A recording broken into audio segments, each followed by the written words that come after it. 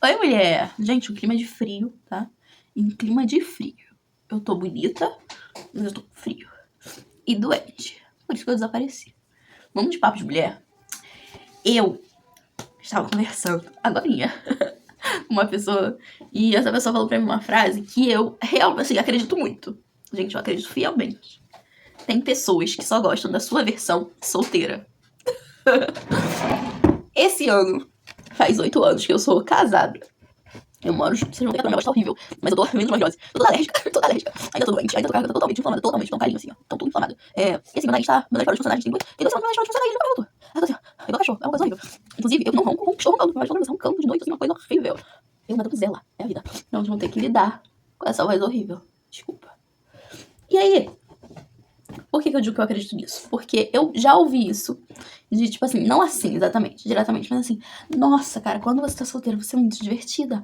Nossa, mas você era apocalíptica. Tipo assim, eu nem acho que eu era, sabe? Eu acho que eu sempre fui muito sincera.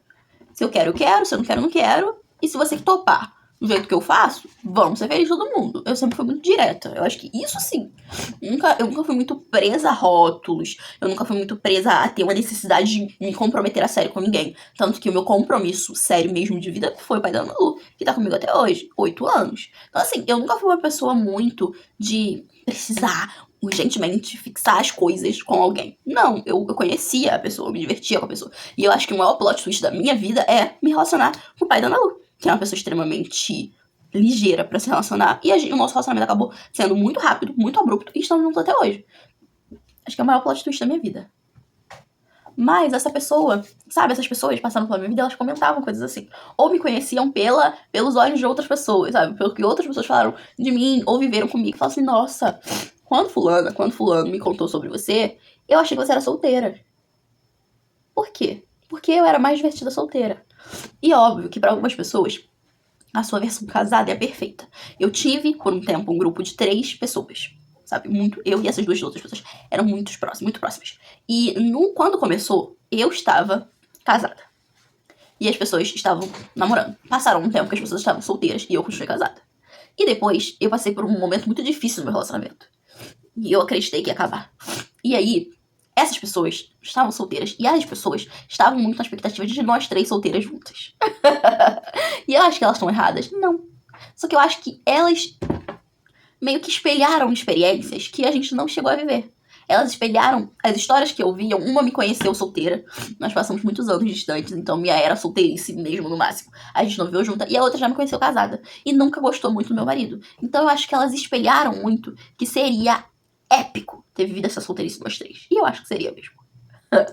Vou deixar aqui. Ao mesmo tempo, com o passar dos anos, nós nos desligamos completamente. Hoje em dia, nós não temos o menor contato. E há um tempo atrás, um conhecido comentou comigo, olha, fulana teve um bebê. E a outra já tinha tido alguns anos atrás. Acho que 1 ano, 2 anos atrás. E eu falei, olha que loucura, a gente não pegou nem a fase de as 3 solteiras, nem a fase das 3 mães maternando. Eu acho que, eu não sei da vida das pessoas, então eu não sei se elas são casadas, se... Não sei. Mas eu sei que hoje em dia todo mundo é mãe. E aí isso ficou na minha cabeça quando eu ouvi agora há pouco, porque é real. Eu acho que, não tô julgando essas pessoas, eu acho que nós todos somos assim. Eu lembro de uma pessoa específica, que essa pessoa tá num relacionamento há muitos anos. É uma pessoa bem até que próxima a mim. Mas, com base em tudo que eu vi essa pessoa e tudo que eu vejo essa pessoa sofrer no relacionamento, eu preferia a versão dessa pessoa solteira. Eu acho que essa pessoa era mais feliz. Era muito mais ela. E hoje em dia ela é um rascunho de quem ela é. Só que isso é a minha impressão. Hoje é dia dos namorados, eu tô gravando dia 12, dia dos namorados. E eu vejo, assim, acabei de ver essa pessoa se declarando loucamente a pessoa que ela tá. Sabe por quê? Porque aos meus olhos, e só aos meus olhos, essa pessoa é uma pessoa ruim. É uma pessoa que eu não vejo transmitir. Mas é quem que tem que saber, quem que tem que ver? É quem tá no mesmo relacionamento. Porque se fosse tão ruim, não tava junto, sabe? Então, eu fico pensando, Maria, os 28 anos, eu não verbalizo contra o relacionamento de ninguém. Eu não verbalizo. Não verbalizo. Mas por quê? Gente, porque a pessoa pode voltar. Porque você vai virar o cocô do cavalo do bandido, a culpada, a errada. Então eu não verbalizo. Eu posso sentir uma pororoca dentro de mim, assim, ó, um furacão de que esse casamento não vai dar certo, esse namoro, esse espaguete, e pode dar ruim. Eu não falo, e também não chego depois e falo, eu te avisei. Sabe, primeiro de tudo, porque eu vi muito isso, e eu vivi muito isso. Pessoas que passaram anos esperando Igor e eu terminarmos. Não tô nem brincando, não tô falando de dia, de mês, de semana, não. E dentro da minha própria família. Anos. Gente, papo de ano passado ainda. A gente fazendo 7 anos, não sei se mesmo dia, no dia anterior.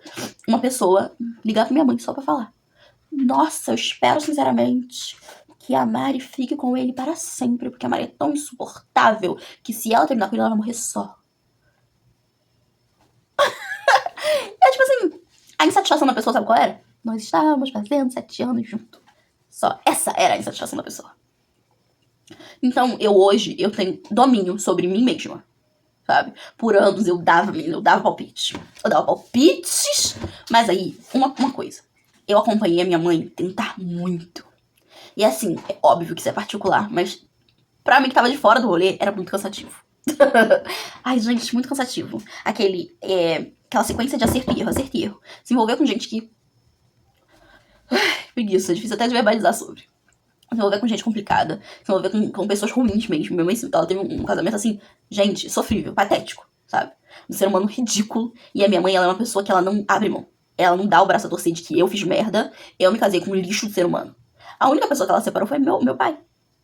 Sendo que os meus irmãos pontuam muitos defeitos do pai deles. O meu pai também não era nenhum santo. E os outros relacionamentos dela também era tudo cagado. Mas a minha mãe, ela não dá o braço a torcer. Ela tem esse enorme defeito que muitas pessoas cristãs têm. Já acreditar que a pessoa vai mudar. Já acreditar que a pessoa vai aceitar Jesus. Já acreditar que a pessoa vai pra igreja. Já acreditar que, sabe? Amiga, se ele não mudou até hoje, por ele. Que sabe por você. Tá bom? Para de romantizar gente escrota. Eu tô falando do feminino pro masculino, mas tanto faz. Do feminino pro feminino, do masculino pro masculino, do masculino pro feminino, do feminino pro masculino. Não importa que seja essa pessoa. Amiga, ninguém é neném, tá? Se você tá num relacionamento, você é muito jovem, para também, pelo amor de Deus. Na juventude a gente só faz bosta. Mas eu digo assim, olha, fulano tem 20 e poucos, 30 e poucos. O fulano até hoje não tomou um chazinho de Simancol, um pouquinho de senso. Desiste, fia. Desiste. Quiçá uma pessoa muito velha. Tipo assim, eu não acho 40 e pouco muito velho, não, tá? Calma. Mas eu digo assim, né? No caso da minha mãe, uma pessoa, cara, que se envolve com pessoas de 60 e todos, 70 e todos. Amiga, essa pessoa é quase um fóssil. Essa pessoa já viveu tudo que tinha pra viver. Não adianta, não vai mudar. Não dá nem tempo, só se mudar no céu ou no inferno. Sabe-se lá pra onde vai. Sabe, não tem como. Não tem como. E aí, o que rola? A minha mãe não conversa comigo sobre relacionamento. Quando o relacionamento é dela. Deve ter um mês que a gente trocou uma ideia no meu aniversário. Foi suficiente pra eu traumatizar ela em 30 minutinhos. Falei pra ela, bofe escroto, pessoa horrível. Ela ficou desse tamanho regalado pra mim, me fuzilando e meu irmão rindo. Minha amiga, não adianta. Não adianta. Sabe o que eu penso? Não me dá abertura. Que eu nunca vou falar.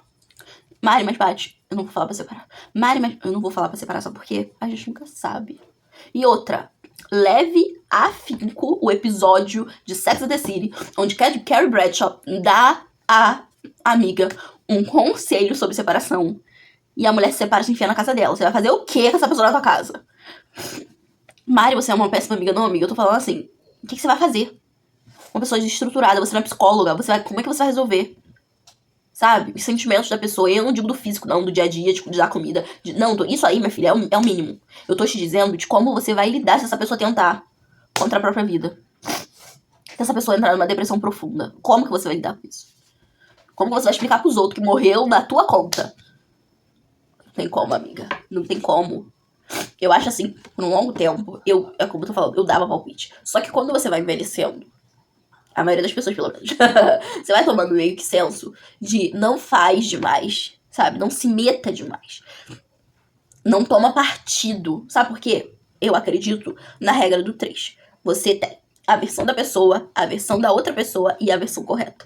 Porque todo mundo é emocionado. Todo mundo. Desculpa, a voz tá péssima, né, gente?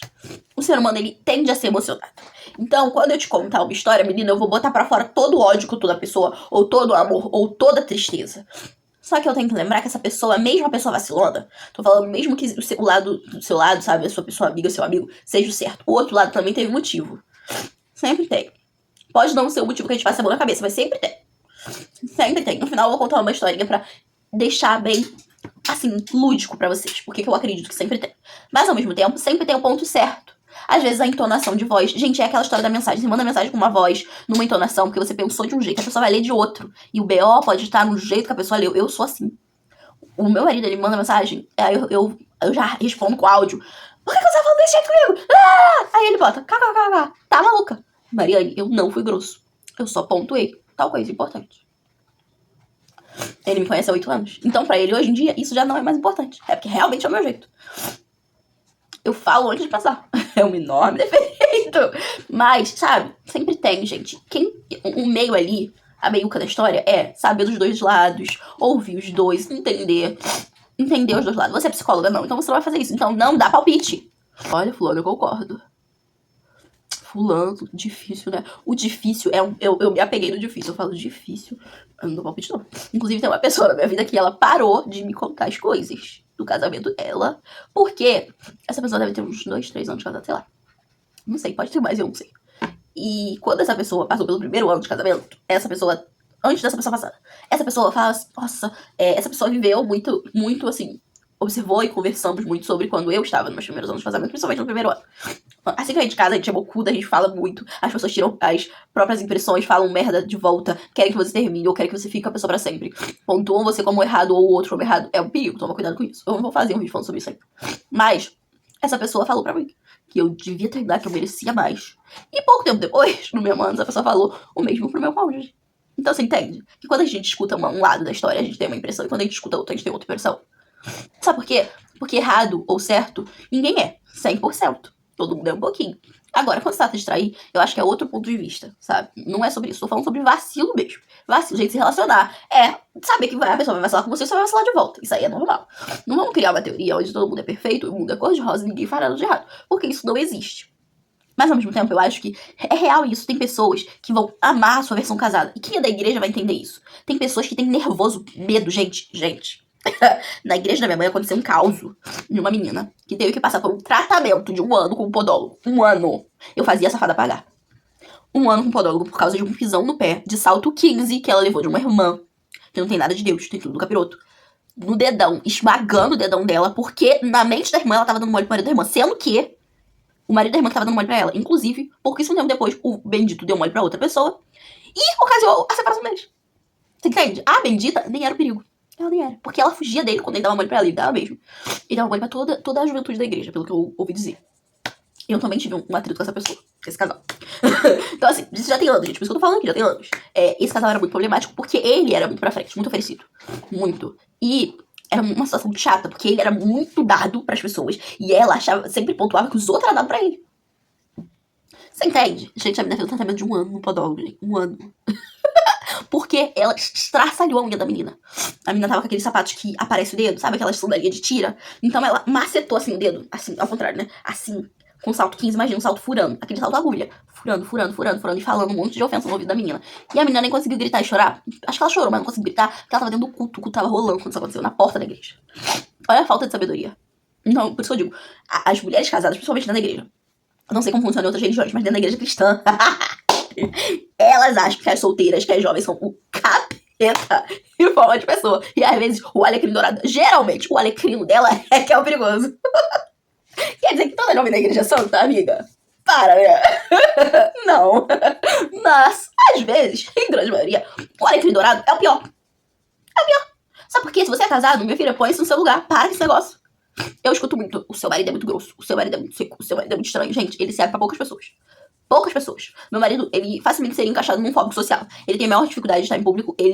Todas as folgas dele estão enfiadas dentro de casa comigo. Sai comigo. É muito pontual as coisas que ele faz distante, né? Ele tem a família dele, obviamente. E tem amigo, mas assim, é muito pontual o que ele faz fora do meu próprio ciclo. Isso é saudável? Não, mas isso eu tô dizendo. Ele facilmente se encaixaria num fóbico social. Mas por que eu digo isso? Porque é dois pontos. É 880, como diz minha mãe. Ou a pessoa é dada. Gente, eu sei como é, meu irmão é assim. E assim, minha cunhada, ela passa um sufoco do universo. E eu não digo que a pessoa que é mais aberta é errada, não. Mas eu digo assim, que são extremos muito distantes. A pessoa que é muito pra frente, gente, o cônjuge, mesmo que seja um cônjuge animado, um festeiro, ele sofre um pouco. E a pessoa que é muito fechada também faz o outro sofrer, isso é comum. Mas aí você tem que meio que identificar qual dos pontos você se agrada mais. Eu digo porque, gente, se eu tivesse me relacionado com uma pessoa de alma livre igual meu irmão, eu morreria. Eu ia ter um treco, porque eu não sou muito sociável. Eu tenho a bateria fraquíssima, assim, de animação, de querer ir pros lugares, de querer estar com muita gente. Muita gente me incomoda muito. Eu não consigo acompanhar todas as conversas, me deixa um pouco aflita, sabe? Tanta gente junta falando, em volume muito alto. O meu irmão, ele tá sempre gritando. Tá sempre com um grupo de gente gritando. Sempre ouvindo música. Estão sempre com violão. Estão sempre cantando. Isso me deixa louca. Eu não consigo. Aí eu fico pensando que ele é festeiro. Eu tive um crush no menino que ele é extremamente festeiro, gente. Assim, festeiro no nível que ele é envolvido com carnaval. Vocês têm noção? Eu teria morrido. É doido porque a gente não perdeu o contato. E aí eu vejo a sequência de garotas, assim que nem eu, que ele acabou se relacionando depois que não deu certo. Ô, dó. Até ele achar uma do carnaval, uma do bloco, sabe, do negócio, não ia dar certo. É normal. Por quê? Porque uma pessoa reservada como eu, não entende carnaval, não gosta muito, não se sente muito confortável com muita gente junta, nunca ia dar certo. Eu ia sofrer demais. Ou eu ia, tipo assim, falar, vai, fulano. Mas eu sinto que essas pessoas ficam esperando um retorno, sabe? Um dia você ir junto. Porque eu vejo pelo meu marido que ele gosta muito de futebol. E eu cheguei à conclusão que tá na hora de eu ir com ele algum dia no estádio. Porque ele gosta disso. É um rolê, pra mim, insalubre.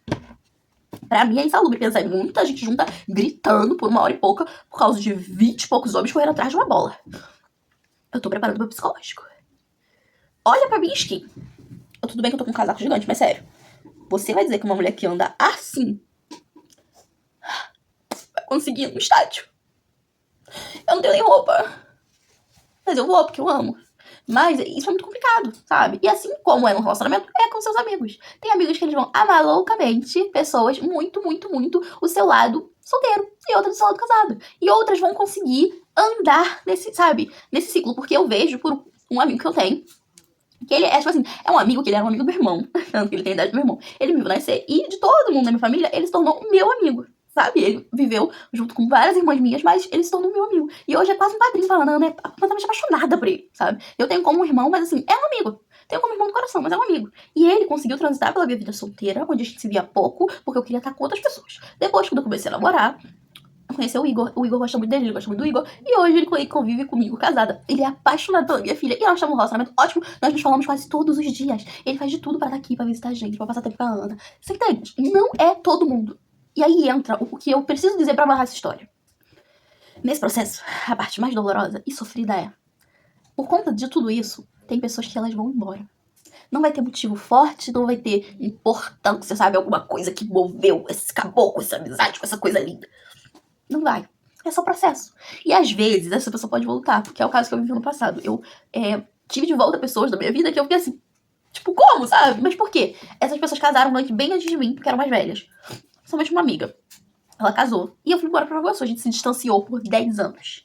E quando eu voltei pra cá, pra Engenheiro, eu esbarrei com ela nas redes sociais. Ela me mandou convite. Eu não mandei convite, ela me mandou convite. Eu aceitei, mas nunca troquei ideia. Curtia uma coisa ou outra dela, curtia uma coisa ou outra minha, mas eu nunca troquei ideia. Por quê? A gente mudou os interesses. Eu sou doida com maquiagem e ela não usa nada de maquiagem.